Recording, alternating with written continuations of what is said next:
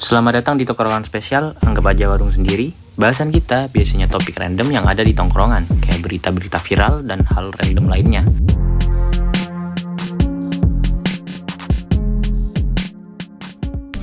Kasus Murtadé masih terus diusut oleh kepolisian karena telah melanggar hak asasi manusia melalui perbuatannya.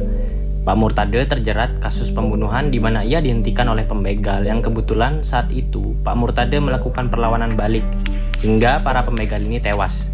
Saat itu pula Pak Murtadé dibawa ke kepolisian untuk diusut kasusnya.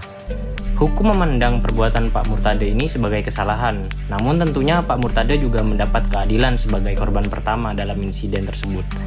Ahli hukum pidana Bapak Ahyar Salmi mengatakan bahwa Pak Murtadé ini tidak bersalah karena saat insiden tersebut Pak Murtadé terpaksa melawan karena ini sudah menyangkut nyawanya. Justru hal bagus karena dengan insiden ini dapat membuat masyarakat tidak perlu takut lagi terhadap pelaku kejahatan yang serupa. Karena ada hukum yang melindungi jika memang benar kejadiannya serupa. Kasus ini akan tetap diproses oleh kepolisian agar Pak Murtadé mendapat kejelasan hukum yang berlaku. Hal ini akan melibatkan masyarakat dan tokoh-tokoh penting termasuk tokoh agama. Jika orang-orang ini setuju bahwa perbuatan Pak Murtadé itu tidak salah, maka kasus ini akan cepat terselesaikan.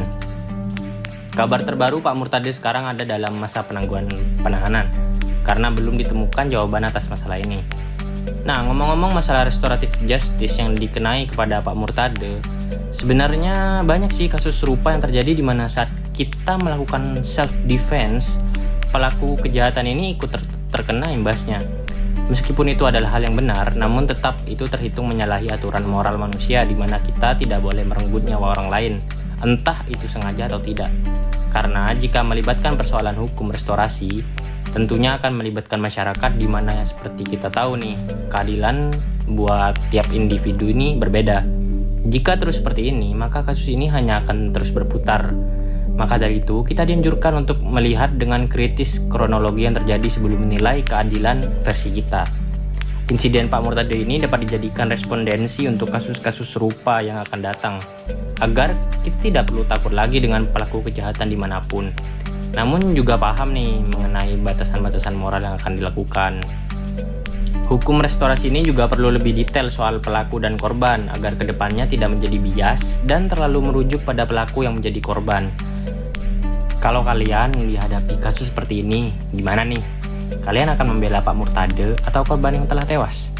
Coba deh diskusiin di kolom komentar biar rame. Sekian berita dan sedikit opini dari kami. Nantikan berita-berita yang viral lainnya hanya di channel Tongkrongan Spesial. Stay tune, stay sharp, tos.